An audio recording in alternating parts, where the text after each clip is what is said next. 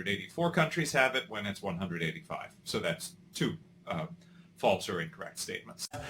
America industry leaders, and that's what you are, true leaders to the White House. You've been here before, all of you, and we've talked about it in different times. We built the greatest economy in the history of the world, and nobody even disputes that. And when that is not true. People do dispute that. The facts dispute that. It was not the greatest economy in the history of the world. It has been stronger at many points in history. And that's what we did, and we did the right thing. We did an incredible job. We worked with the governments. We worked with states all over the country. We had no ventilators, or very few, from previous administrations, and we became the king of ventilators. We have thousands and thousands of ventilators. We're now helping other countries with ventilators. We had old-fashioned tests that didn't work. They were really obsolete. They didn't work. That is a preposterous statement that he had old tests that didn't work left by the previous administration. COVID-19 is called COVID-19 because it came into existence in 2019. There were no tests for it during the Obama administration. We've tested more than all countries put together. That is false. President Trump is claiming that we have tested more than all other countries put together. It could not be further from the truth. We have tested fewer than 6 million people. All the other countries put together is well over 20 million. For the record, 20 is larger than 6. Josh Bolton of the Business Roundtable, Walt Immer of Waffle House, and thanks to Vice President Mike Pence, Secretary Steve Mnuchin, and Secretary Eugene Scalia. That Scalia has very good genes. Where's Scalia? He has very good genes, that guy, I'll tell you. Scalia, he's got the Scalia genes, right? We all know what that means.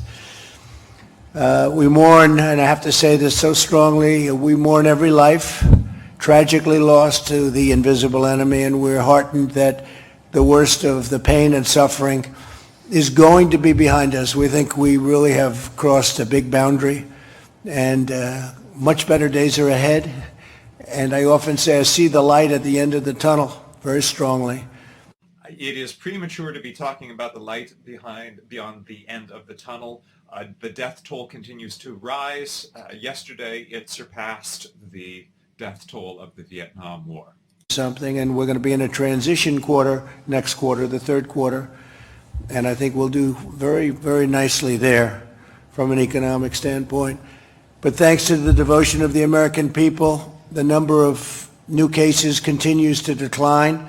The United States has now conducted nearly 6 million tests. It is not true that the number of new cases continues to decline. We've added over 20,000 new cases since yesterday. Actually, I think it's closer to 30,000.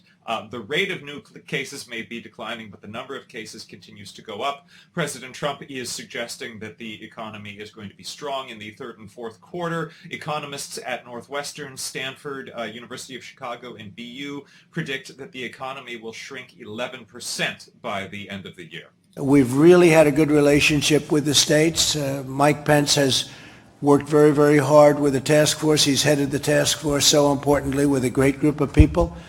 And it's just been incredible what's taken place over a very short period of time, including the gowns and all of the surgical equipment and the safety equipment and masks. People don't talk about masks anymore. That's the other thing. They're not talking about masks. They were talking about where are the masks.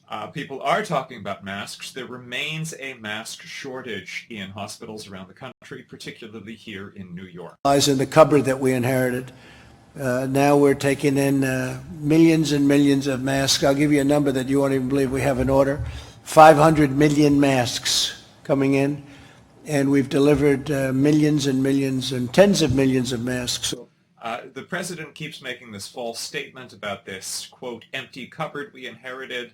Former National Security Advisor Susan Rice says, quote, when the Obama administration left office, we left the national strategic stockpile fully stocked, adequately prepared. What has happened is that the president has, in fact, been in office for over 3 years, and we have used some of the national strategic stockpile for various national emergencies, including hurricanes, and this president has not been refilling it as we went along. Like doing it a different way, an old-fashioned way, with some testing, but we're going maximum testing. We've encouraged the more than 30 states that have taken steps to resume economic activity already. We've given them tremendous encouragement and support. We're backing them 100%. Many governors have called me telling me their plans, laying them out. Governor of Texas, Oklahoma, governor of Arkansas, many governors. I spoke with Governor Cuomo. We had a great talk today on a different subject, but he wants to get open. Everybody wants to get open. They want to get open, and they want to get back to business, and their constituents, the citizens of this country, want to get back. The president is overstating the case when he talks about how eager everyone is to get back to work. A newly released PBS-NPR Marist poll suggests that 65% of people are opposed to returning to work until testing is more widespread. And a recent CBS poll showed that number at 70%. But Mike, if you could say a few words, please, that would be great, and then we'll go around the table. Thank you. Thank you, Mr. President. I want to thank all the distinguished business leaders who are here and the literally millions of Americans that are employed at the businesses represented around this table. It's remarkable to think, Mr. President, that before the coronavirus epidemic came ashore, we had seen extraordinary growth in the American economy, not just the stock market setting records, millions of new jobs, more Americans working than ever before. But in January, when you stood up the White House Coronavirus Task Force, you said we had one mission, and that was to save lives and to make sure that that the healthcare providers in America would be able to render the level of care to any American struggling with the coronavirus that we would want our own family members to have. And thanks to your leadership, thanks to the partnership that we forged with states across the country, working with local health officials, Mr. President, as you said yesterday. So Vice President Pence is suggesting that the president was active in this fight in January. It is not true. The task force was not formed until at the end of January, and all through January and February, President Trump, and even through half of March, President Trump continued to publicly downplay the threat of this virus. And new reporting from the Washington Post reveals that he had been receiving more than a dozen alerts from his intelligence officials in his presidential daily briefing, but he appeared to have been ignoring that. We've saved lives, we've protected the vulnerable, we've preserved our healthcare system, and we're well on our way to healing our land. As you mentioned, testing will be a part of how we move to the next stage. The Vice President has just said that the President's actions have saved lives. The President has repeatedly tried to frame his actions between the difference between what he did and what would have happened if he had done nothing at all. And while it is true that if he had done nothing at all, that would be worse, the Institute of Health Metrics and Evaluation, one of the world's most respected medical data modelers, says that 90% of the deaths that are likely to occur in the U.S. as a result of this disease could have been prevented if he had issued his guidance for social distancing even 2 weeks earlier than he did. The information was there. We, as I said, now know that his intelligence officials were putting information about this in his presidential daily briefings as early as January, but he did not take action at that time. Supplies and resources and reagents into the states to support that increased testing.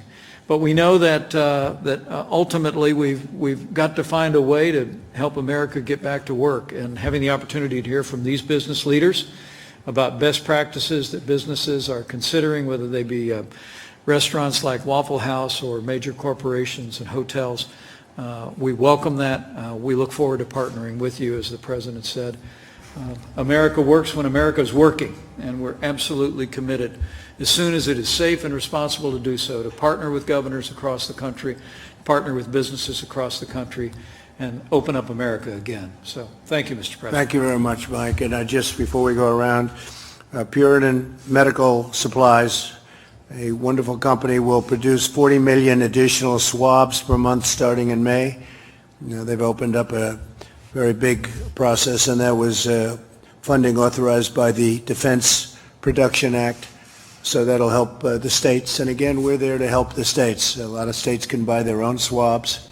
It's not that big a deal, but we're here. It actually is a big deal. There is a widespread problem of the ability to get swabs. Just today, Governor Northam of Virginia said it is that the testing capabilities are, quote, not adequate anywhere in Virginia. It's not adequate anywhere in the country right now. I think if you talk to other governors, you'd hear the same challenges. Virginia had requested 100,000 testing swabs and got only 14,000 from FEMA. Inviting me back to the White House. I was thinking on the way down here today, I'm based in Washington, and I was here about 6 weeks ago. The world was a different place. We were not at the beginning, but we were in the thick of it fighting this war. And we've come a long way. We've made tremendous progress thanks to your leadership and the leadership of the administration that is represented around this table and otherwise. So thank you for that. We are very supportive as an industry and certainly as a company on reopening America. We think it's critical that that happen. The guidelines that you and the administration have outlined, we are incredibly supportive of opening in a safe and healthy way. So just some information about who's speaking. This is Chris Nassetta, President and CEO of Hilton. He has an annual salary of close to $20 million. The median employee pay at Hilton is about $36,000. Free of charge to first responders. Those rooms are still being provided to first responders as they fight the war. But now as we think about, and I spend my time predominantly on the reopening of our business, what we realize is that people do want to get out. They want safety. They want to be doing it in a way that is safe. They want to feel good about it, but they want to get out. They want to visit their family, their friends, their loved ones. They ultimately want to get around the country and do business again. And in order to do that, they want to feel safe. So all the work that you all are doing is obviously as an administration in the states is critical. What we're trying to do in our part is develop the best health and hygiene standards that exist. So when they stay in our hotels, they feel safe. So what we launched just this week was in a partnership with Lysol, one of the most respected brands with some of the best scientists on cleanliness. And speaking of Lysol, Lysol had to release a statement urging people not to ingest or inject its product after the President of the United States suggested that might be a good idea. People come into our hotels, the rooms have been cleaned, they've been sealed, the public spaces have, and that they can feel safe and secure in that environment so they can get out and see the people they want to see and see this great country again like they used to. We've also been trying to work with the industry, and industry, to their credit, is trying to mobilize to create a consistent set of standards so that this isn't just Hilton. The whole industry, would have a set of health and hygiene standards that would make people comfortable. We will be sharing it with the administration, sharing it with governors already to try and create a standard. We stand ready as Hilton, and we stand ready as an industry to help get America open and moving again. That's great. Thank you very much. Great company, and you'll have it up and running again very soon. I know you very well. And I do want to highlight several good things that Hilton is doing. Hilton Hotels in Las Vegas are giving away free hotel rooms for medical personnel. This is important so that medical personnel who put themselves at risk of infection do not take that infection back home with them. Hilton is going to donate at least 1 million hotel rooms for medical professionals in various parts of the country. It is worth noting that the Trump hotels are not contributing any hotel rooms for the cause. He's been able to access the capital markets. Just the announcement of our facilities with the Federal Reserve created liquidity so that public companies could access the capital markets and not need to come to the governments for support. Thank you. thank you very much. Please, how you doing? I'm doing great. Thank you, Mr. President. I'm Walt Amer with Waffle House in Atlanta, Georgia. It's an honor to be here today. Thank you for including me, a probably a well-dressed cook and dishwasher. I don't know about big companies, but we're happy to be included, and thank you too, Mr. Vice President, for all of your support. I am here representing our industry, I believe, and in large part the independent restaurant companies of America that are out here that have helped create the fabric of our country with the restaurants that they've put in our communities and the connections they have to the communities, and we in a small way feel like we are a part of that. I want to highlight the role that Waffle House is playing right now. Waffle House employees were part of a large group of restaurant and service workers who went on strike earlier this month, demanding paid sick leave and safer working conditions. As you can see, they are offering an example of how the work conditions might be safer, but they do not offer paid sick leave at Waffle House, or at least at some of its franchises. You are able to be paid less than minimum wage because tipped workers can be paid less than minimum wage. So we have reports from at least one franchise where the pay is $3 an hour. Safety for our workforce, and I wanted to thank you personally on behalf of our workforce, for all of the stimulus funds that have gone directly to the workforce of America. It is making a difference. It has made a difference. It is keeping the economic engine turning ever so slowly right now, but it is helping keep people put food on their table and a roof over their heads. So on behalf of our workforce, I thank you for that. As we got into this, we felt like we needed to make a lot of adjustments coming in. One of the great things about a restaurant and the entire restaurant community, the restaurants are the second largest private employer in the country. And there is 1 million restaurants out there, and probably no other industry has been hit as hard from a revenue standpoint or a layoff and furlough standpoint. But restaurants, if you think about it... What's number one? What's number one? Healthcare is my understanding. Really? Good. Yeah, private employers. I assume you guys are number one overall. But so, you know, restaurants have... According to the new PBS NPR Marist poll, 50% of all households have lost income as a result of this crisis. So what we have done is we've taken a workforce that is trained to do that and added more sanitation practices to it, more touch points, more social distancing as you have prescribed and the CDC has prescribed. And we have basically turned our restaurants into the ability pretty much at half capacity to seat guests in our restaurant, and it's given us an opportunity to get the wheels of the economy, our engine turning a little bit, because the next thing we want to make sure is we protect the jobs for the people that work for us and the people in our industry. So we're very appreciative. I did want to say that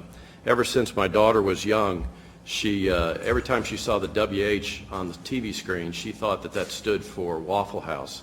So I don't know if you have the trademark for the WH or we do, but we could probably work something out. But I wore my WH tie for you today. This one was here first. I know well, cool. We might have to talk then. So, but thank you for including us, and on behalf of all the restaurant operators out there in the country, we appreciate this opportunity to begin the journey to move forward. And thank you very much, Walt. We appreciate it. Chris Reynolds. Chris of Toyota. Yes, Mr. President. Thank you first for inviting us. Thank you, Mr. Vice President, and giving us an opportunity to share how Toyota is working within the American automotive industry to return to work safely, to reopen America safely. We announced on March 18 that we were suspending production due to the awful... By the way, I do just want to point out that while the participants in this roundtable are seated apparently roughly 6 feet apart, no one is wearing a mask. $1.2 million units of cars and trucks manufactured last year, 475,000 people employed, including a great number in the state of Indiana, from where our Vice President is from. Going to the next slide, we, with that as background, really are trying to apply 3 fundamental principles to how we're going to return to work. Principle number 1 is we need to stay connected with our team members. So every week we conduct phone surveys with all 32,000 of our factory workers, asking them how are they feeling, what's their health, what's their family's well-being, what's their confidence level in returning to work. And we also preview with them all of the new safety protocols and processes that we're going to put in place. We share pictures of the reconfigured factory workplace so they can have confidence that we're doing everything possible, Mr. President, to keep them healthy, safe, and productive. The second principle that we follow is that we've prepared our plants and facilities for safe and healthy working. So, like many here, we're engaging in marked off areas that require social distancing, the provision of masks and face shields where appropriate, daily temperature screening, as well as a daily app-based questionnaire that before you come into work asks you, how are you feeling today? Do you have any symptoms? So that we can try and manage and contain the virus. And we're using best practices not only from your own Center for Disease Control, Mr. President, but also from around the world to try and increase the safety and health of our team members as they produce. And then the third principle is we're not date-driven, we're data-driven. So our current plan is to open on May 11. It'll be a slow, gradual opening of our plants around the country, but we're flexible. Every plant will be different. We'll have staggered shifts. We'll do many other things to comply with the Centers for Disease Control guidelines. And our goal is to prioritize team member and health. Mr. President, one final point. We all know that our team members live in communities. It's not just the workforce that they're in communities. So what Toyota has done is it's tried to support the communities in which our team members live, including manufacturing 500,000 face shields just since the start of this crisis to distribute to healthcare centers, nursing homes, first responders around the country. I want to highlight that this is a wonderful voluntary action that Toyota has undertaken on its own accord to start producing face shields. But this is the sort of action that President Trump could have commissioned from manufacturers, all manufacturers in the country, using the Defense Production Act. Governors were calling upon him to do that much earlier in the crisis. He has been reluctant to do it. He did not invoke the Defense Production Act until near the end of March and still has not rolled it out with any widespread use. Semi-open, what's happening in Japan? Mr. President, in Japan, the situation varies prefecture by prefecture. It depends on the plant. Some facilities are operating, some are not, and that's really a function of both the situation on the ground in a given prefecture like our state, or it's a function of demand. So it varies, sir. Well, great job. You're going to have a great Olympics next year, too, by the way. Thank you, Mr. President. Really great Olympics. Thank you very much. Matt Maddox, please. Wynn Resorts. Hi, yes. Thank you, Mr. President. First, I'd like to echo what you're saying about testing and testing capacity. We have seen a real expansion in testing capacity in Las Vegas, so much so that our university hospital is going from a couple hundred tests a day to 10,000 tests a day. They don't have enough people to test. So I signed a deal with them to allow all Wynn employees to get tests anytime for free, and they're going to set up on-site testing. So that's moving forward. We also, during this time, decided to pay all 15,000 of our employees, from housekeepers to head of sales. Right. And we did that because I thought that could help accelerate the economy. So as an example, we took our call center, and we've had our call center team up with the health district to become contact tracers. We tripled the amount of contact tracing ability on us for our state to get that moving. Great. And we published a 23-page plan for the whole world to see 10 days ago that lays out exactly what we think a strip opening would look like. We have thermal cameras at our entrances. We have company-supplied PPE. We have just about every UV technology that you can think of for disinfectant. So we're ready, and I'm encouraging our state that we need to begin a phased approach and get back to business. So, Matt, when do you think the Las Vegas Strip will be opening? Do you have any idea?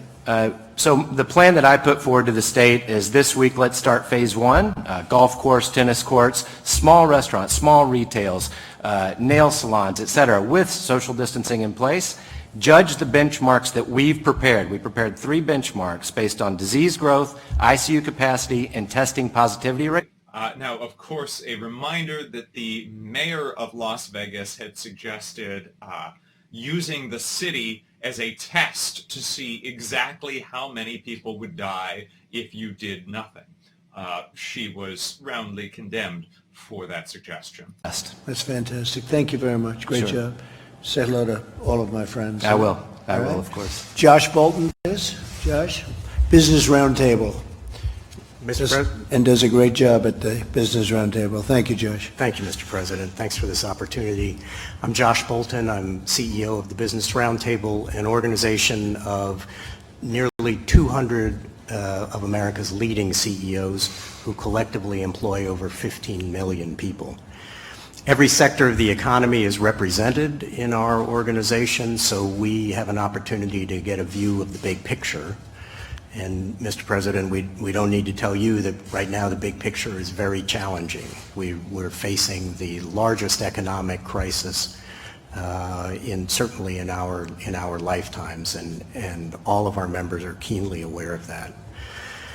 We think now is the moment that it's critical that the country start getting back to business as rapidly as possible, not just for the health of the economy, but for the health and well-being of all of our citizens in our country. Successful reopening will depend, as the other panelists have said, on a lot of different elements, and if I may, I'd like to highlight three. Top of the list is safety first. Business Roundtable companies are all uniformly committed, above all, to protecting the lives and the well-being of their employees and their customers.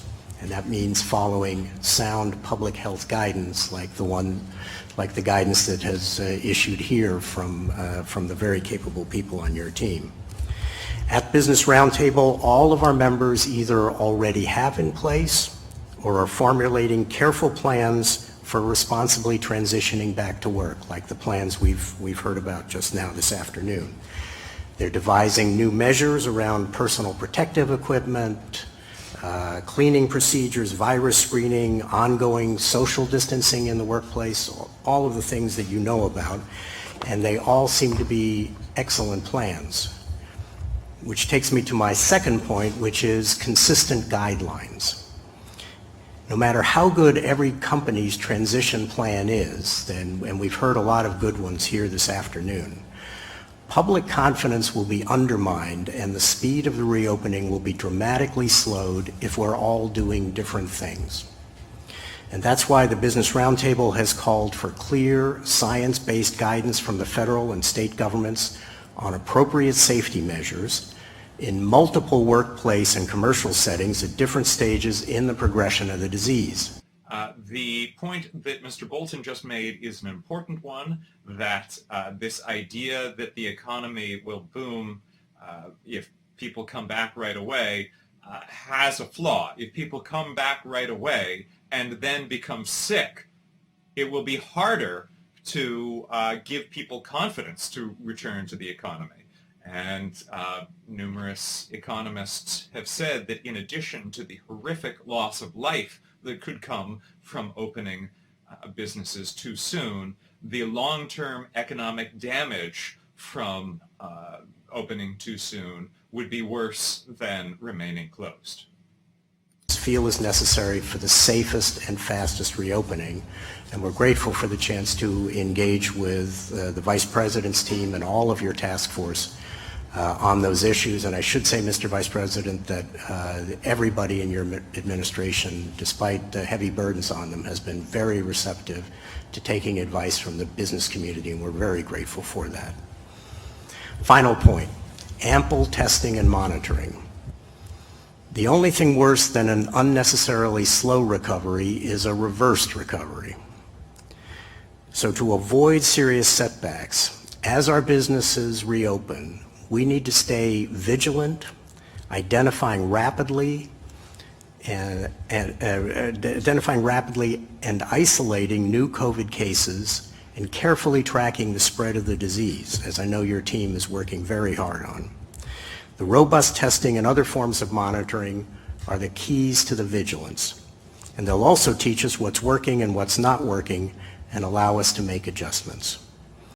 It'll take a while for our economy to return to normal, but the traditional American virtues of vigilance, adaptation, and innovation, we are confident will see us through and get us to the other side of this crisis as safely and rapidly as possible. Thank you, Mr. President, for this Thank you very opportunity. much, Josh. That's great. The numbers, when you look at the stock market today, the enthusiasm is great. It's up very, and I think people are seeing a very big year coming up next year, and I think they're seeing a very big fourth quarter. Larry, would you like to say, Larry Kudlow, a few words, please? Just a few words. Thanks to everybody, Mr. President, Mr. Vice President, and all the business folks, and my friend Stephen Mnuchin. This is a tough one. I've been around a while. This is a tough one, and the contraction is going to go on for a bit. But I like what I hear around the table, and I agree with the President.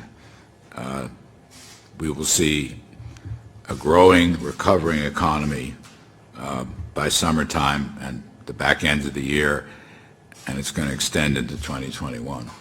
That's what I think is going to happen, and I think the stock market is signaling some of that. I wanted to buck it over to my dear friend and colleague Kevin Hassett. He gave it to me over in the Oval yesterday. I want to send it over to him today, but I appreciate it, Mr. President. Thank you, sir. Thank you, Larry, and Mr. President, Mr. Vice.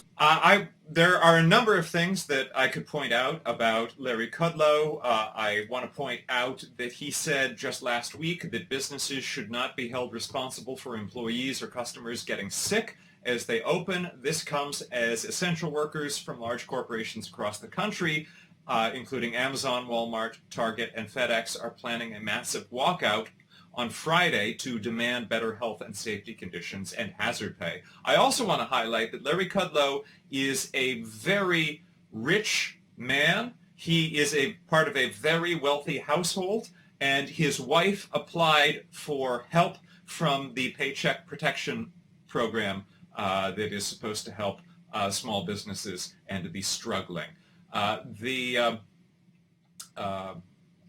The president was just talking about how the stock market is doing well. Well, it has rebounded a little bit from recent losses. It just completed a catastrophic quarter. The Dow had its worst quarter in 124 years, and the S&P 500 is still down nearly 1,000 points for the year. So the president and Mr. Kudlow are really not entirely characterizing it correctly. Gene, Secretary of a very important thing called labor. What's more important than labor? Well, it is so important. And, Mr. President, I was pleased to be able to tell you earlier today that as of yesterday, all 50 states and the District of Columbia are now offering the additional $600 in unemployment insurance that was part of the CARES Act that you signed last month. This was an additional benefit on top of what the states were already making available in unemployment, and one important part of your program to support workers during this difficult time. As you know, the states have had some challenges with their computer systems. We've been working with them. This is not declaring victory on all aspects of delivering those. The Secretary of Labor has just suggested that it was President Trump who was directly responsible for the additional $600 in unemployment. That was not the case. In fact, it was something that four Republicans in the Senate fought. There was bipartisan support for it, but four Republicans were opposed to it because they were concerned that low-wage workers might be receiving too much. Satisfied their obligations. We at the Labor Department have been working carefully in conjunction with the CDC to provide guidance for a variety of different workplaces so that employers and companies know what needs to be done and employees know as well. And we'll continue to do that. We're also receiving complaints from workers who worry about safe work conditions or that they might have experienced some adverse action for raising safety concerns, and we'll look into those, and we have the tools that we need from an enforcement perspective if workers' rights aren't respected. But I'm so heartened to hear.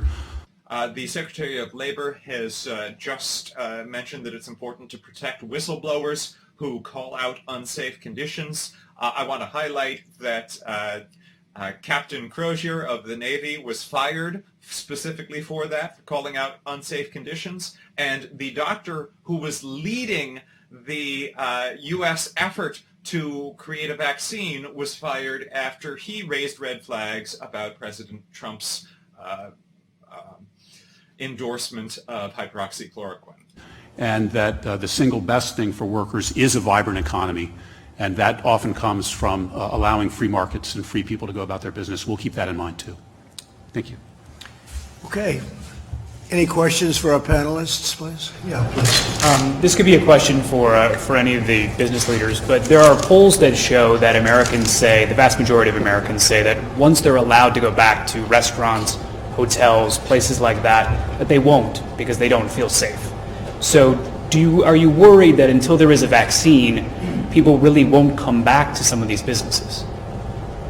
Of course we worry about it, and we see some of the same polling, and we're talking to our customers by the tens of millions, hundreds of millions. Last year we served 180 million people, so we have a pretty big and extensive customer base. What we're hearing from our customers is that they're desperate to get back out and move around and see their country again and see their... This is, again, the reporter who asked the question is right. The most recent polling suggests that Americans are afraid to return to businesses unless there is either a vaccine or more testing. As work has been done with the Stanford test and the data in Norway and other data points that are coming out, as the administration and states do more and more testing, I think our customers, what I'm hearing from our customers, they're starting to understand, while every life is precious, that the reality of the ultimate mortality rates here is probably much, much lower than had been estimated. And if they are old and infirm, that they have great risk, and those people should be protected. But if they're not, they have probably are at a very low risk. The couple things here. He's just said that the death toll is lower than we were expecting. About 60,000 Americans have died already. The president said 2 months ago that the numbers in this country would be down to zero very shortly.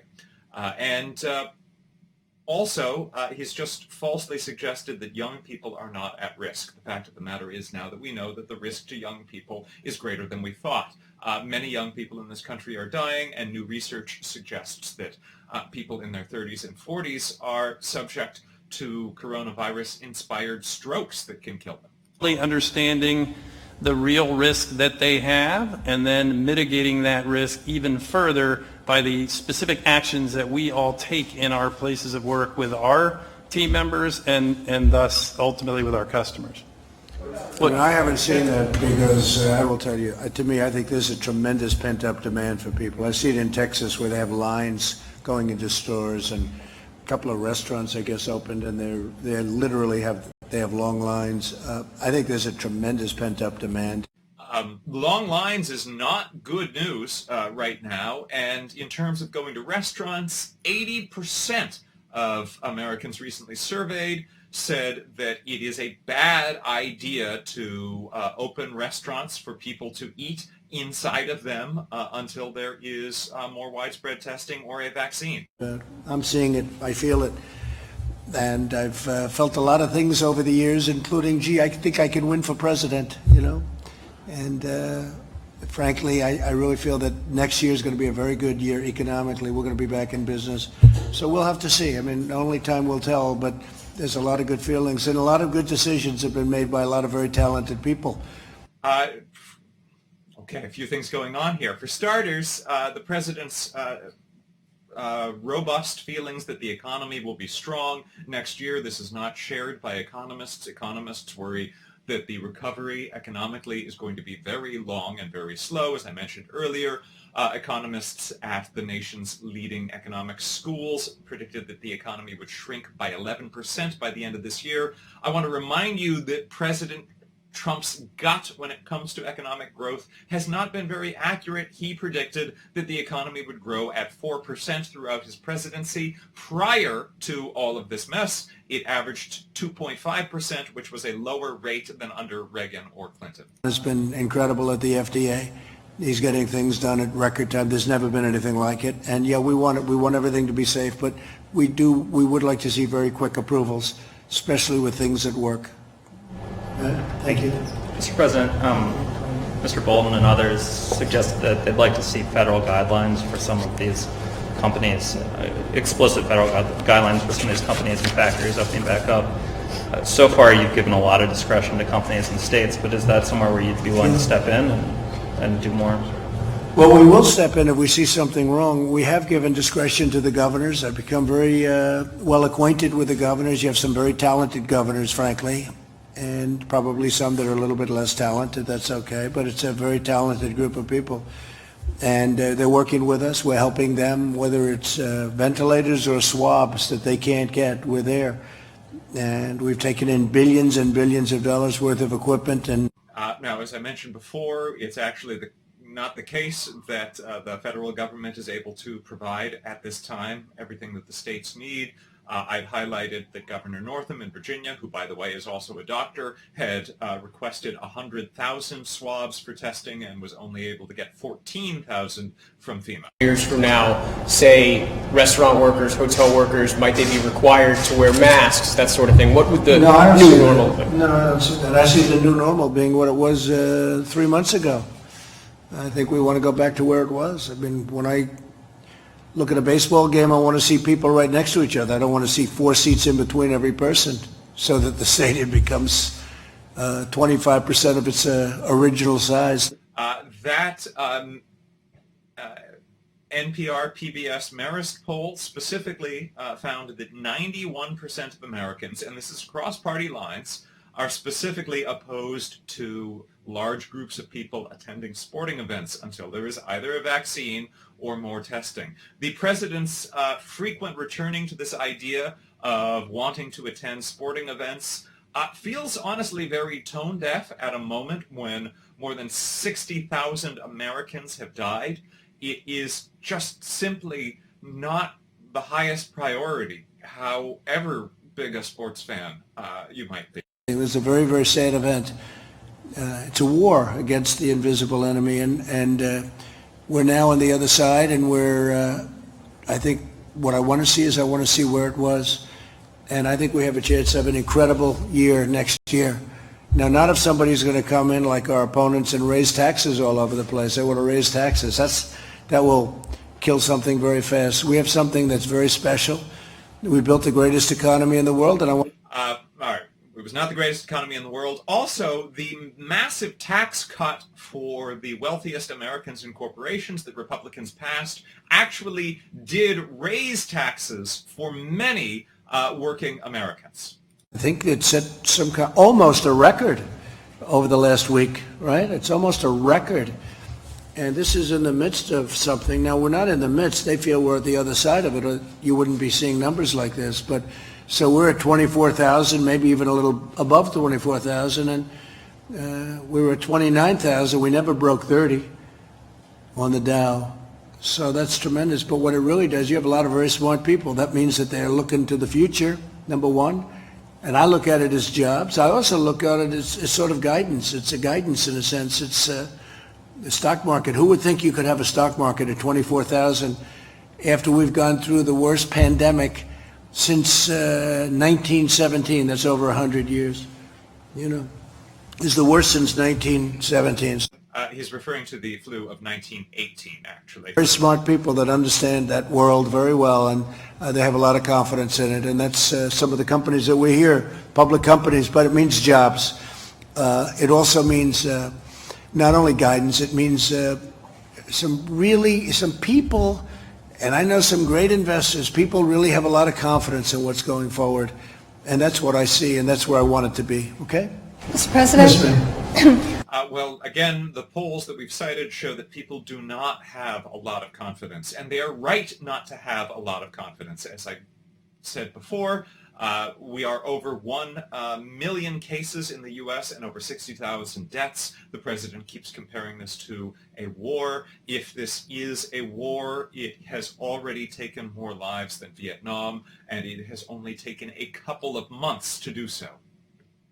Look at that, and they drop millions of packages on the post office. The post office delivers a package, and every time they deliver a package, they lose from $2 to $5 a package. And this is not true. This has been repeatedly debunked.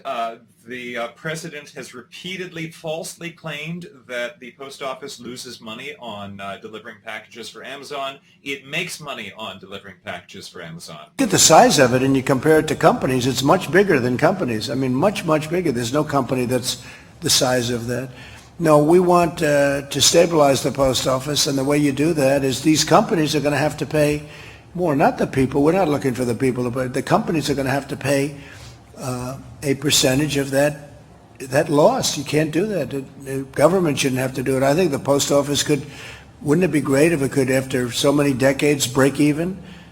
But we're making a lot of people rich and a lot of companies rich by subsidizing these companies. On top of that, they don't pay the same taxes as a retail store. It's very unfair to the retailers. You look at these stores, the retail stores are being... Now, President Trump has had it in for Amazon for a while because Jeff Bezos, who owns Amazon, also owns the Washington Post, and President Trump is not happy with the coverage that he gets in the Washington Post. The President, over a year ago, asked us to chair a postal task force to look at restructuring. A year ago, we didn't have any board of governors. We now have a board of governors that's overseeing it. They're conducting a search. We look forward to hearing the results of the new postmaster, and we think this is a business, and the people at the post office will have a terrific opportunity. And we're protecting our post office, by the way, and we always will. But we want our post office to be successful. We don't want it to be a laughing stock and a stupidly run organization the way it's been for so many decades. The post office actually has not been a stupidly run organization. It actually is one of the most remarkable organizations in existence. You can send a letter anywhere in the country, for the same price. It does not discriminate against where you are, where that is going. It offers this service to people even in the most remote locations. And the fact of the matter is that the post office normally breaks even. It shouldn't have to break even. It shouldn't need to turn a profit. It is not a business. It is a public service. It was founded as such by our founding fathers. It was the brainchild of Dr. Benjamin Franklin. Excuse me, I'm very passionate about the post office, which, by the way, employs 600,000 Americans. President Trump had threatened to veto the recent $2.2 trillion coronavirus relief package if it included money for the post office. He has a beef with the post office that is frankly irrational. I think politicians like it a lot more. I go to California, I go to lots of different places, and I have people with a very liberal bent saying they don't like sanctuary cities. They don't want criminals to be in sanctuary. They want security. They want safety, and they want borders too. They don't want people pouring across into our country. And I was there a long time ago. The wall is up to 175 miles built now, and the numbers are incredibly good because all of that 100. It is not true that 175 miles of the border wall has been built. It is not true. It was 1 mile in February. There has been construction along over 100 miles, including, this sounds like something out of a horror movie. The president has been using dynamite to blow up some Native American burial grounds to build the wall. But even so, only about a mile of the wall had been built. It's new wall. I'm not talking about replacing of existing fencing. About a mile of new wall had been built in February. Can I just follow up and yes, ask explicitly, will you seek to prevent the next round of aid from going to sanctuary states and cities? Well, number one, we shouldn't have to pay anything anyway because all they do is make it very hard for law enforcement. Okay, there is a lot wrong with what he's saying. For starters, the, quote, sanctuary cities and states, the idea that they shouldn't get federal money, they make the federal money. The states that he's talking about are actually the biggest contributors to the federal budget. No state contributes more to the federal budget than the state of New York. President Trump has falsely suggested that, quote, sanctuary cities are crime-infested. They are, in fact, on average, there are 35.5% fewer crimes committed per capita in, quote, sanctuary cities compared to non-sanctuary counties. The payments to those states to bail out what they've done wrong over a 25-year period. So we'll see. That'll be a subject that will be discussed, certainly, sanctuary cities. I think maybe it was brought up yesterday, and I made the statement, and people were surprised to hear it, but they shouldn't be surprised. Okay? Thank you.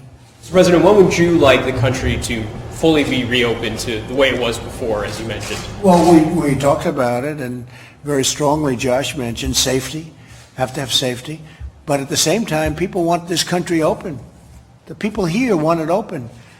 And there is a danger to too much being confined to a house or an apartment or wherever you live. You can't, we got to start moving along. And with all of the testing we're doing, with all of the things we're doing, you can do this now. And governors are actually, a lot of pressure is being put on governors right now by the people in their states. They want to get it open, and that's what you want. That's what. Again, as I've highlighted, the vast majority of Americans actually are very reticent to reopen too quickly because they are afraid that it is not yet safe. And we'll put them out. We'll put them out very, very quickly.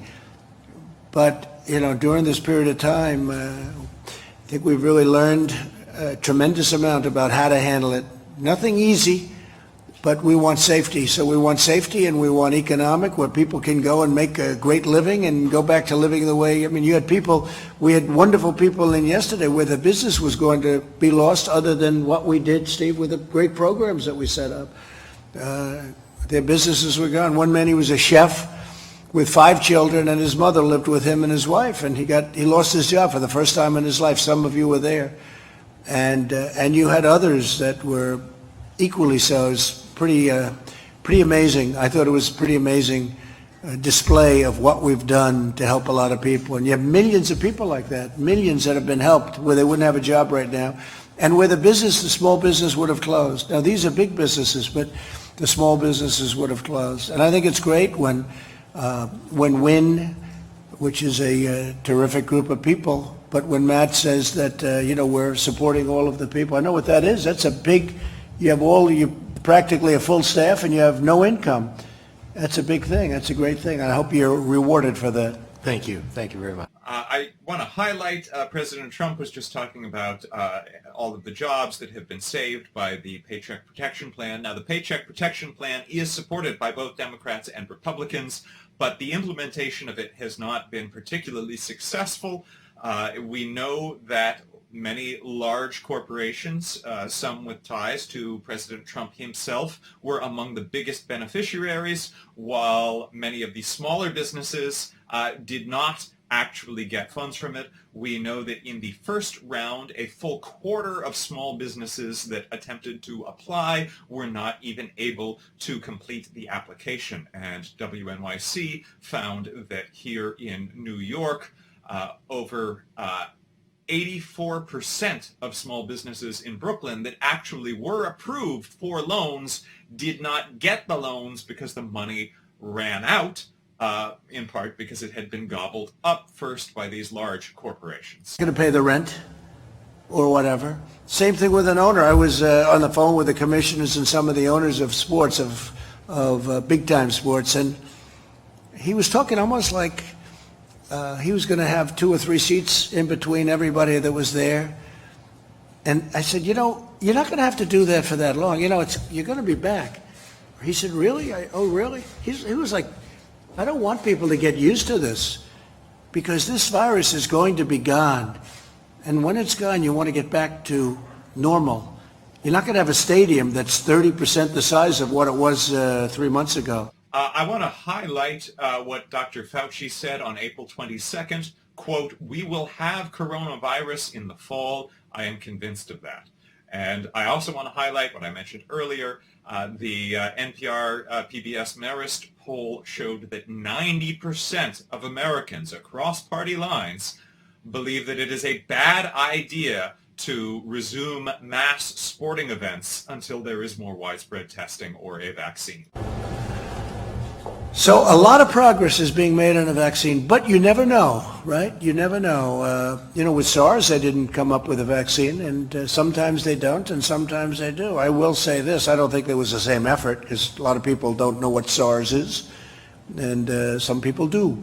But they do come up with vaccines. I mean, you look... A reminder that the doctor who was leading the American charge to create a vaccine was fired, and he says the reason that he was fired is because he criticized President Trump's praise of hydroxychloroquine, which now appears increasingly to be the case is not only ineffective against coronavirus, but flat out dangerous. The U.S. could have chosen to participate with the World Health Organization and team up with the rest of the world in developing a vaccine. Instead, the U.S. has decided we will go it alone and we will not accept help from the World Health Organization. This is similar to the decision in February to not accept tests from the World Health Organization.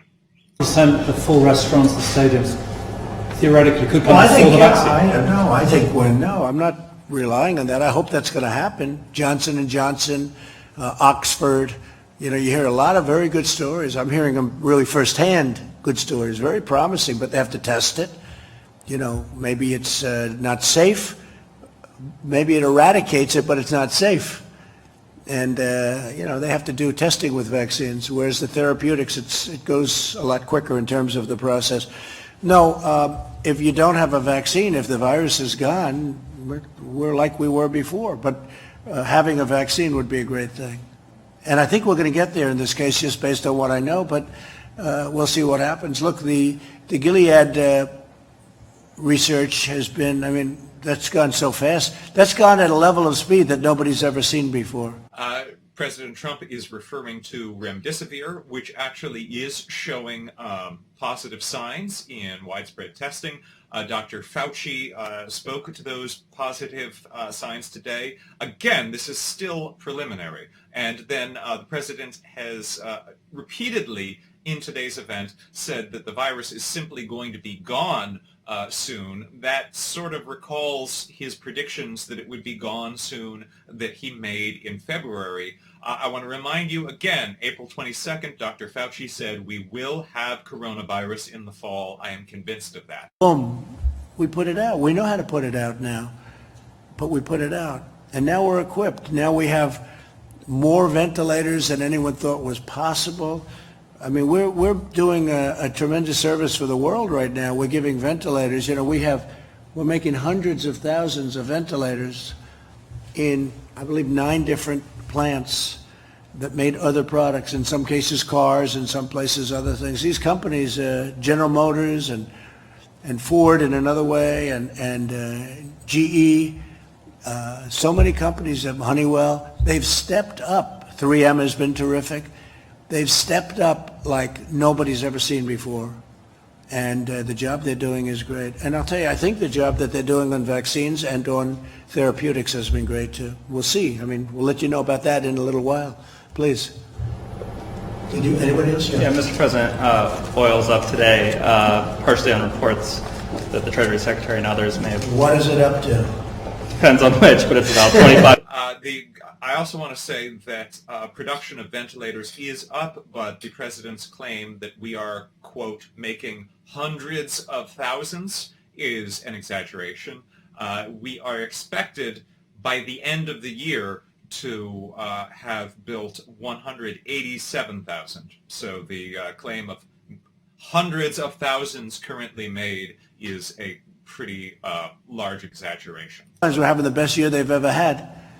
And then all of a sudden they're like out of business. We can't let that happen. So we saved the airlines. That's done. We're saving other companies and industries. And I would say, Steve, maybe you can talk to it, but I think the oil industry is one of the top on the list. So the president is talking about bailing out the oil industry. He is boasting about having saved the airline industry. In this same press conference, he has suggested that states, quote, sanctuary states should not be helped. supporting the national security issue. I would just comment the Secretary of Energy has done an extraordinary job of taking in oil in the strategic reserve and being paid for the storage capacity in oil. We're also exploring potentially having the ability to store another several 100 million barrels. So we're looking at lots of different options. We're in touch with lots of people around the world, and the President is determined that we protect the national security interest and the jobs. Announcement this week about... Well, we had a very interesting thing because we had a lot of capacity, meaning you can fill it up in the national strategic reserves, and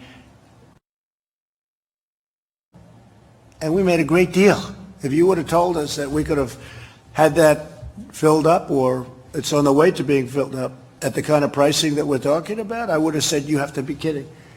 We're talking about 19, I'm not sure Chris is going to be happy about this because it doesn't pertain to the hotel business, don't get scared, but you know, we're talking about like 1952 pricing.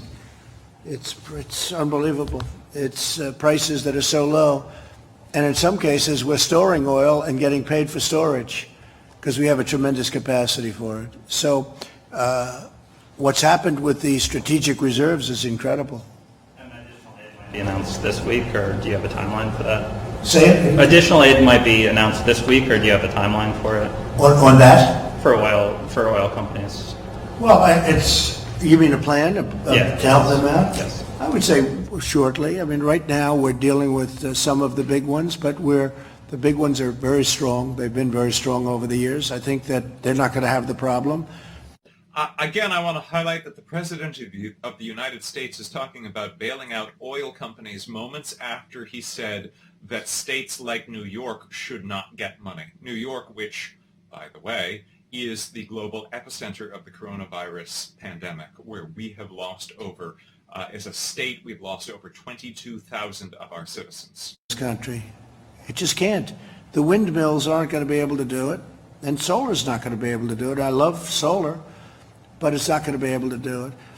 And, you know, we're getting it for the right price, but we're not going to we're energy independent. We're not going to let our energy industry down. We're not going to let them, and it's not our fault, it's not their fault, but we're not going to let anything happen to them, so we're working on that very hard. I think protecting energy and energy independence, to me, that's a very big part of what happened. You know, energy has really helped me turn this country into the economic power that it's been, and we're not going to let that go. And sure, it's going to have a couple of bad years. We have a tremendous oversupply. The reason we have the it is also, again, false to suggest that President Trump said that he has turned the economy into an economic powerhouse.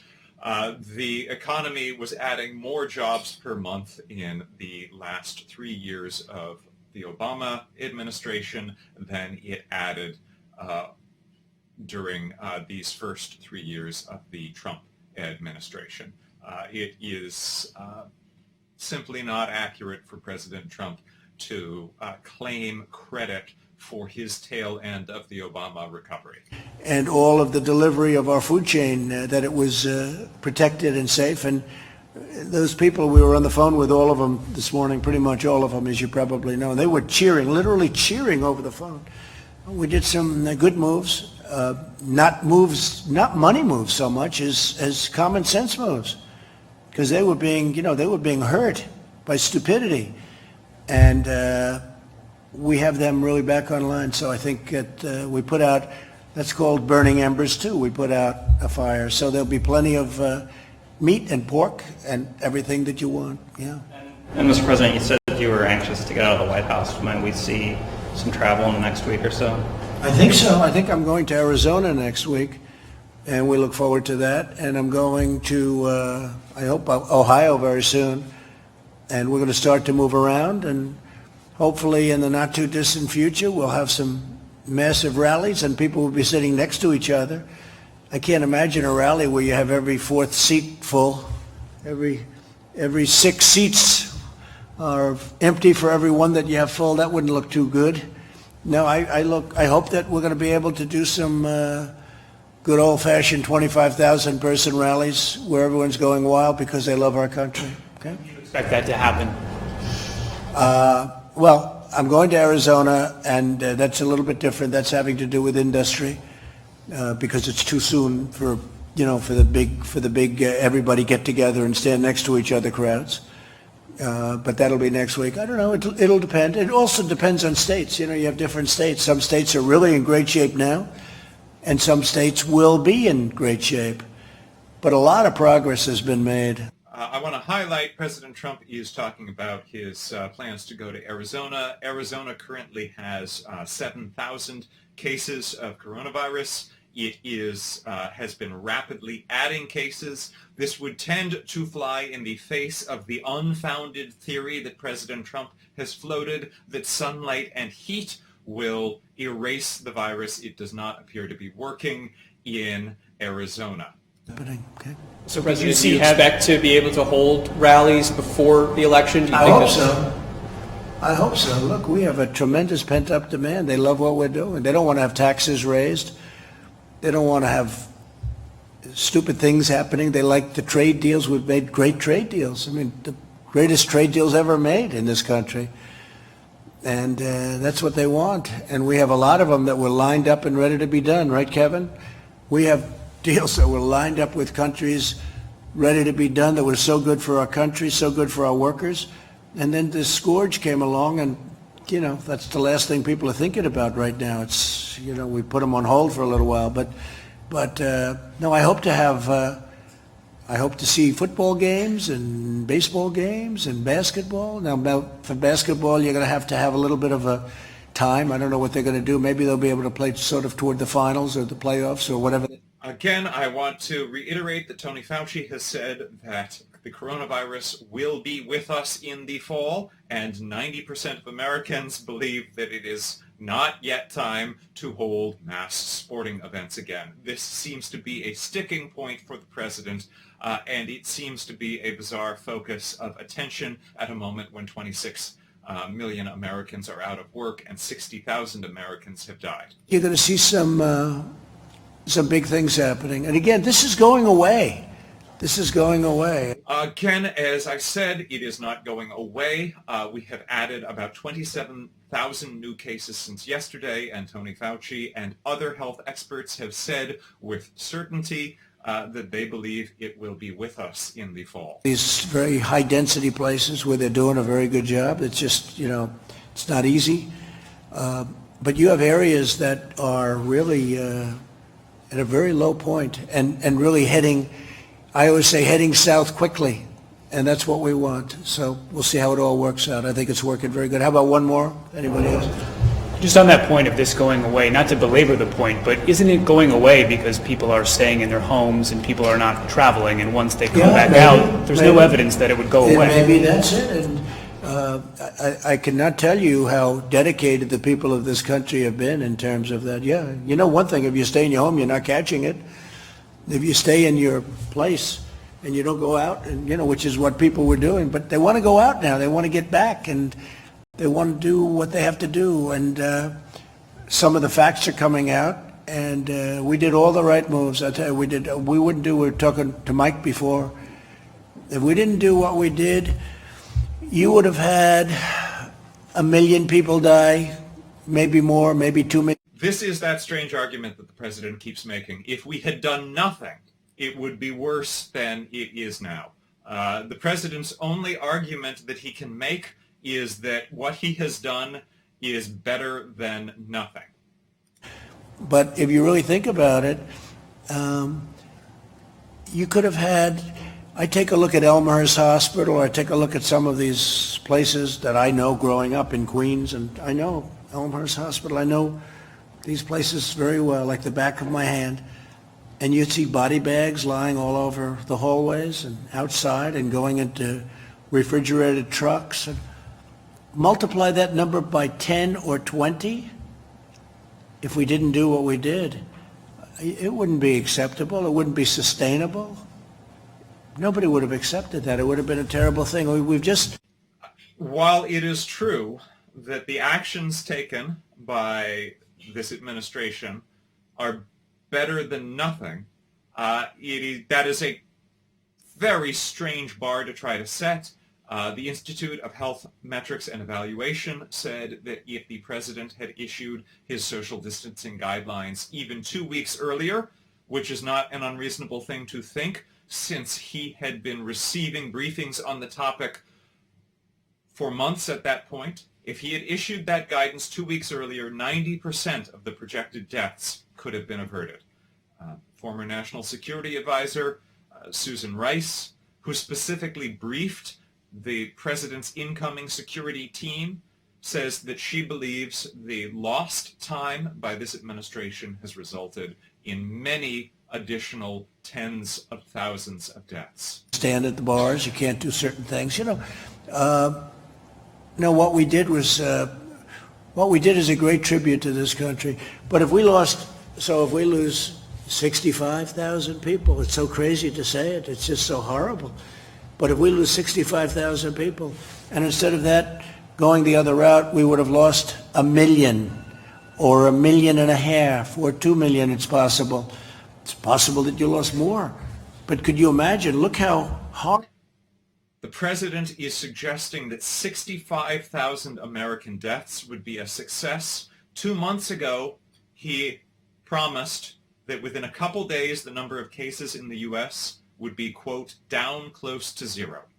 People have no idea how talented they are, the job they do, and we're getting our way back, I think, much faster than people think, and I think it's going to be a much more successful launch than anybody would have thought. I really think next year is going to be a tremendous year, and I think the fourth quarter is going to be, Larry, I think the fourth quarter is going to be fantastic. Again, that is not what the world's leading economists predict. The world's leading economists predict that the economy will contract by about 11% this year. So that is today's, I guess they're not being billed as briefings anymore, but that is today's event with the president. The focus increasingly is on economic issues. I want to highlight a couple things. As often happens, the president says false things at a rate that we are not always able to stop and join in on at every single moment. But we had a meeting today that was focused on the economy. He collected together 6 business leaders, all men, only one a person of color. These were all multimillionaires with multi-million-dollar annual salary packages. Some are conducting their businesses in a way that really is contributing. We mentioned the work that Hilton Hotels is doing to provide 1 million hotel rooms to medical first responders so that when they go home from the hospital, they don't have to put their families at risk. This is a great service that I would mention is not being performed by any of President Trump's hotels. Others of the businesses are contributing less. But what the president has never done is hold a press conference with the essential workers, with the people who are being put directly in harm's way. I do want to highlight President Trump has said today he made disparaging remarks about wind and solar. Almost every source of green energy can now compete on cost with oil, coal, and gas-fired plants, according to 2019 data released by the International Renewable Energy Agency. And that even includes hydroelectric power. All of these fuel types are now able to compete with the cost of developing a new power plant based on fossil fuels, such as oil and gas. The president has suggested that he would be very interested in bailing out the oil industry. He said that he is not interested in contributing money to places like the state of New York. New York, which has borne the brunt of this with about 300,000 cases and over 22,000 deaths. Now, because the president finished early today, yesterday I walked through the timeline a little bit, and I got a lot of comments from people expressing interest in that. So I just want to return to that again, just sending a message to our team. By the way, I am Alan Piper. I am the senior politics producer at NowThis. I had the help today of Emily Barger, Brandon Caruso, Christina Coca, Jackson Davis, Maddie Green, Zara Heder, Megan Hirschlein, Ian McKenna, Nico Pitney, and Shelby Vaculin. And all of these people were working from home. I'm sending them a message thanking them. All of them are working from home. All of them are socially distancing, isolating, doing their best to stay safe at this particular moment. So I ran through the timeline of the president's response yesterday quickly at the end of the briefing. Many people asked me to do it again, and so I wanted to run through it again. And I'll try to do it briefly, but it is important to note when the president is saying that his response was so fast and so good and so much better than if he had done nothing, it needs to be pointed out exactly what happened and when. So the president made remarks today suggesting that the previous administration had failed to prepare for a situation like this. The facts don't hold that up. The Obama administration created the Global Health Security Unit in 2014. This would be a group of people working within the National Security Council to be on the lookout for this kind of a threat. They also put together a 69-page pandemic response playbook. Now, when President Trump came into office, Obama's outgoing National Security Advisor, Susan Rice, says that during the transition, she specifically worked to warn President Trump's team that a pandemic was one of the biggest threats to the nation. Apparently, they did not take that warning to heart. She made sure that they received the 69-page pandemic playbook, which would have given them a head start on how to respond to this. They clearly did not take that to heart either.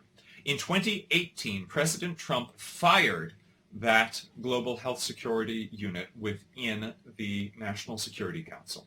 He now denies doing this, but earlier this year he bragged about doing it, saying that he did it as a cost-saving measure. He made those remarks in February of this year. Also in 2018, he failed to renew funding for the CDC's epidemic prevention plans.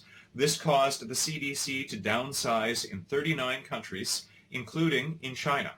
If you wanted an earlier warning about this, you might have wanted to have more CDC personnel on the ground in China. Now, ABC News reported that the first warnings from the intelligence community came as early as November 2019, when they noted an emerging and widely spreading disease in China. Reuters reports that the National Security Council was briefed in December. Apparently, in the beginning of January, there began to be discussion of imposing some travel restrictions on China. But while those discussions were in place, roughly 14,000 travelers from China arrived every day, according to the White House's own figures.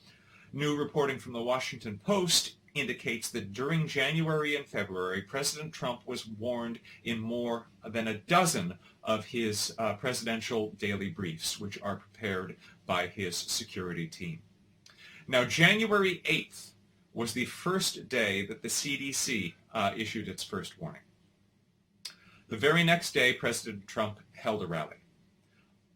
January 9th, the day that President Trump held his rally, the World Health Organization alerted the public to a mysterious respiratory illness in China that was, they described, a novel coronavirus. Again, that night is when President Trump held a rally. January 10th, the World Health Organization issued a comprehensive package of technical guidance with advice to all countries for how to detect, test, and manage potential cases. On January 14th, President Trump held another rally.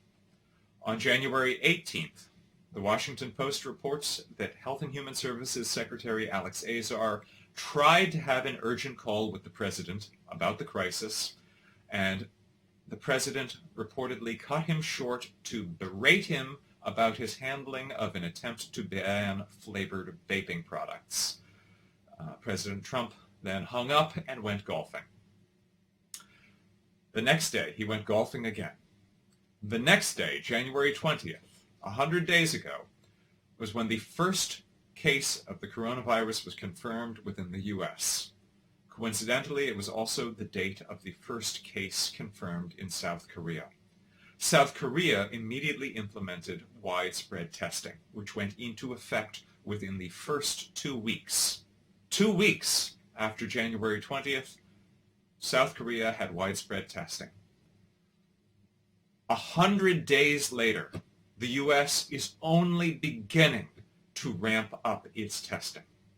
And questions like, what would have happened if we'd acted differently? Often those hypothetical questions can be difficult to answer, but in this particular instance, we have an exact date-for-date parallel of how a different country with a first case on the 20th of January could respond. And South Korea took aggressive action. To date, do you want to know how many people in South Korea have died? 246. Now, the U.S. has a larger population. The U.S. death toll should be higher. It should be roughly 6 times higher. Instead, it is 243 times higher. Two days later, President Trump was asked if he was worried. He said, quote, "No, not at all." He said, "We have it totally under control. It's one person coming in from China. It's going to be just fine." The next day, January 23rd, China shut down the entire city of Wuhan. The World Health Organization held an international news conference, and Senate Minority Leader Chuck Schumer called for a national public health emergency. That was in January. January 27th, Joe Biden wrote an op-ed warning that President Trump was not taking the threat seriously and that immediate action was needed. January 28th, Elizabeth Warren released her coronavirus plan. President Trump swung into action that night and held a rally, during which I believe he did not mention the coronavirus. January 29th, President Trump's trade advisor issued an urgent memo to the that was circulated within the White House. He wrote, quote, "The lack of immune protection or an existing cure or vaccine would leave Americans defenseless in the case of a full-blown coronavirus outbreak on U.S. soil. This lack of protection elevates the risk of the coronavirus evolving into a full-blown pandemic, imperiling the lives of millions of Americans."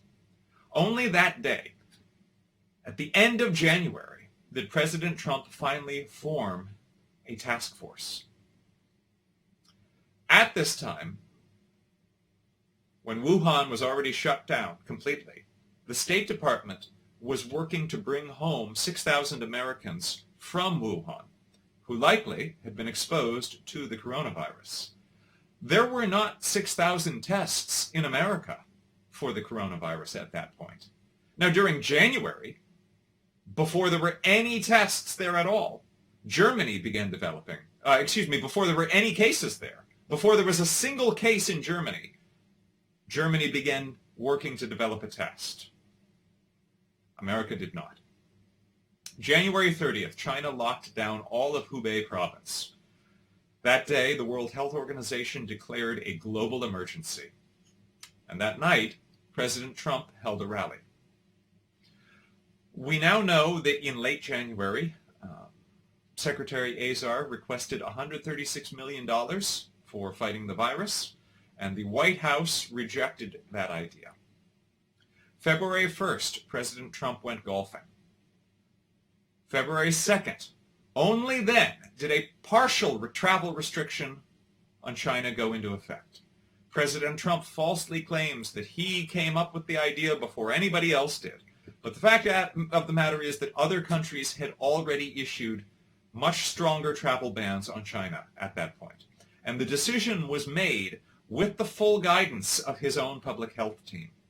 Now, it was likely too late at that point, because some 300,000 people had entered the U.S. from China over the previous month.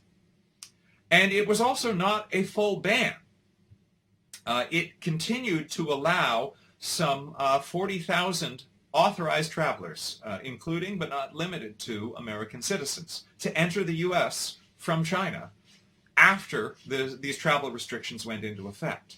And one of the head epidemiologists at Johns Hopkins says that for these reasons, there is no evidence to suggest that these travel restrictions were actually successful in reducing the number of deaths.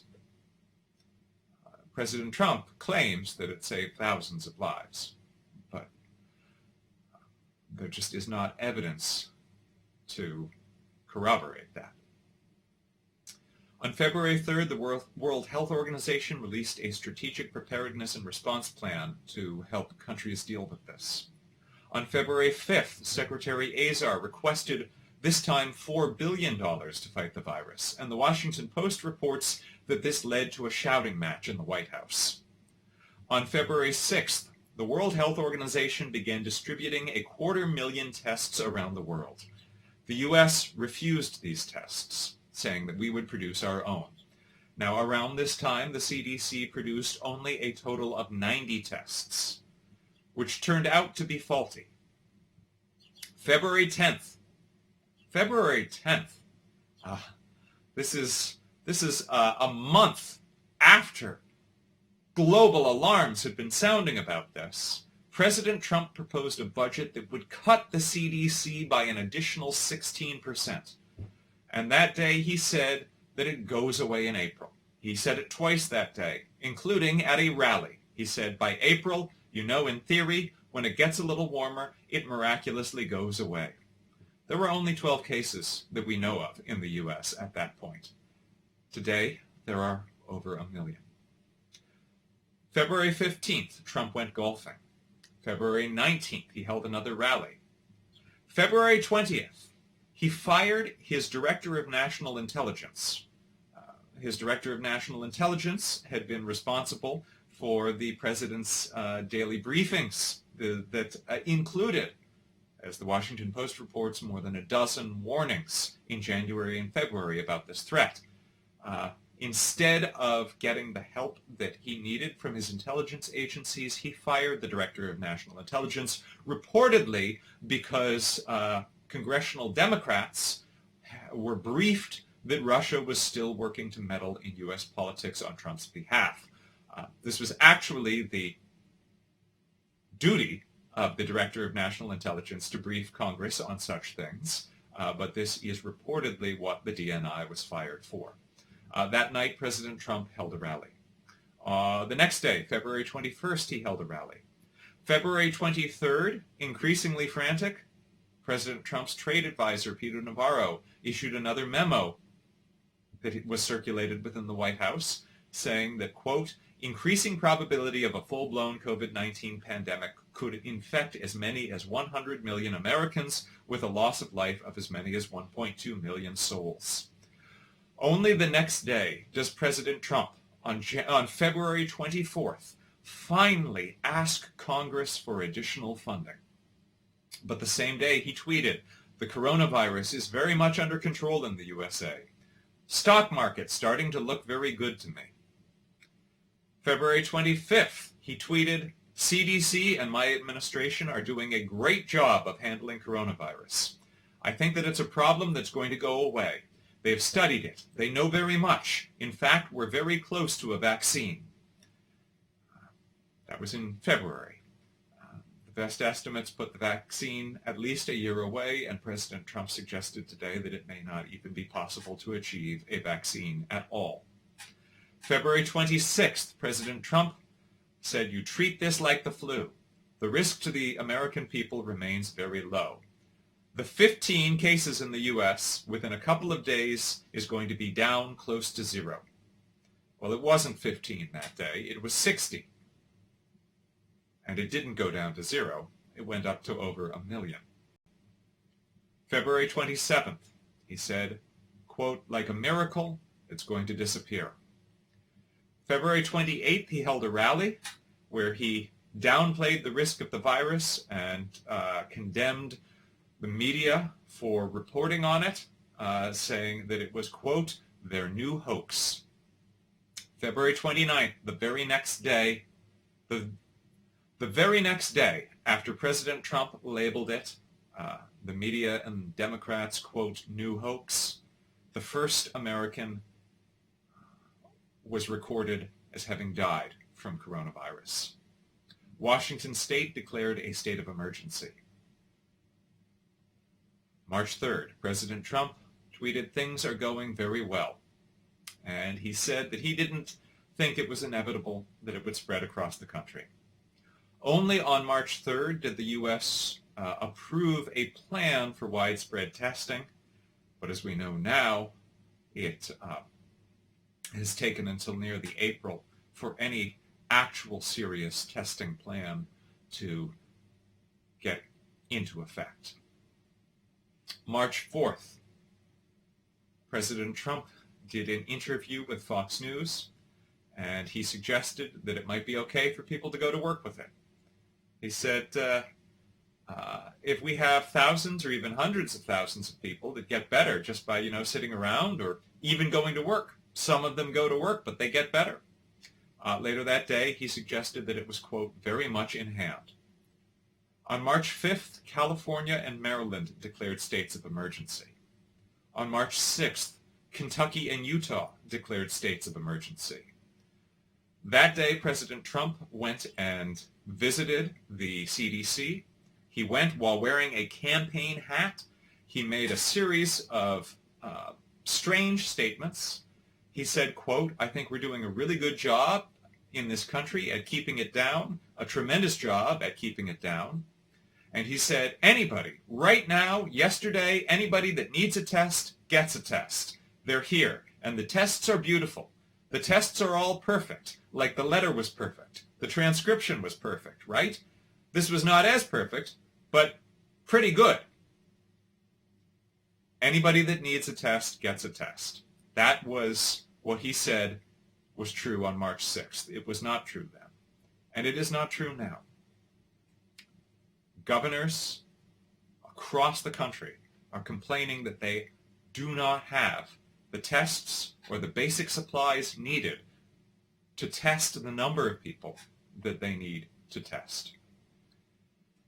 March 7th, New York declared a state of emergency and President Trump went golfing. March 8th, he golfed again. March 9th, he compared it to the flu in a tweet and suggested it would go away on its own. March 10th, quote, "It's really working out. It will go away." There were just under 1,000 cases in the U.S.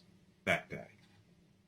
March 11th, the World Health Organization, which, as we've highlighted, was sounding alarms since January, upped the designation, labeling it a global pandemic. Only on March 13th did Trump finally declare a national emergency. He held a public ceremony in the Rose Garden, and he claimed that Google was building a website that would help you find out if you had the coronavirus. This reportedly came as news when he said it to Google. This has not happened. He also said that Walmart would be donating their parking lots and would immediately begin using them as sites for drive-through testing. This hasn't happened. On March 16th, only then did he issue the first public guidelines for social distancing in his 15 days to slow the spread. It might have been 14 days. March 16th, in a call to governors, he said, respirators, ventilators, all of the equipment, try getting it yourselves. This was a really striking thing. President Trump has repeatedly compared this to a war effort. He has called himself a wartime president. Governor Jay Inslee was one of the first people to call out the irony of telling states that they were on their own to protect themselves in this war, And he said, can you imagine, paraphrasing, but he said, can you imagine if when Pearl Harbor was attacked, the president had told the state of Hawaii, well, good luck, you're on your own defending yourself. That's certainly not what a wartime president does. At this time, governors were complaining about the fact that they were competing against each other. Governor Cuomo repeatedly compared bidding for medical supplies to being on eBay against 50 states. Many states said they would place an order, they think they would have everything lined up, only to find out that they were outbid by another state, or even sometimes by the federal government. Governor Cuomo said that the price of N95 masks went up about 1,000%. And this was because the federal government was not organizing the effort, instead telling states to go on their own. This is just not sustainable. And on March 17th, only then did President Trump finally use the term pandemic to describe this. This is days after he had compared it to the flu. He said, this is a pandemic. Quote, I felt it was a pandemic long before it was called a pandemic. Within 10 days, by March 26th, America became the nation with the most number of coronavirus cases. At that point, for roughly a month, governors had been begging, pleading with him to enact the Defense Production Act so that he could call upon companies to produce the supplies that were needed, to produce ventilators, to produce masks, to produce gowns. Doctors were being forced to reuse masks that were intended for single use. Our first-line healthcare providers were lacking in what they needed to protect themselves. Only on March 27th did President Trump finally invoke the Defense Production Act for this purpose. On March 29th, this is weeks after he had just said that this would go away. This is about a month after he'd said the cases would soon go down to zero. On March 29th, in another public press briefing, he shocked everyone who was watching, certainly shocked me, by revealing that new numbers suggested that the U.S. death toll could be as high as 200,000 Americans. Moments after making this revelation, he bragged about the ratings of his press briefings, comparing them to Monday Night Football or the Bachelor finale. On March 31st, he held another briefing in which he upped the number, saying that actually even as many as 240,000 deaths would be a victory, because it could have been much higher if he'd done nothing. And then when asked a question about the medical modeling, he used it as an opportunity to joke about the fact that he used to date models. And now, this week, at the end of April, we find ourselves with more than 1 million cases of the coronavirus in the U.S. We find that our nation has suffered over 60,000 deaths, more Americans than were killed in over a decade of fighting in Vietnam. In just a matter of weeks. And the president says that his response is better than nothing. And I'm not going to argue with that. He highlights that if he had done nothing, the death toll could be 2 million. And it is true that doing something is better than doing nothing. But the Institute for Health Metrics and Evaluation, one of the most highly respected medical data modeling institutes in the world, says that if he had released his social distancing guidance even 2 weeks earlier,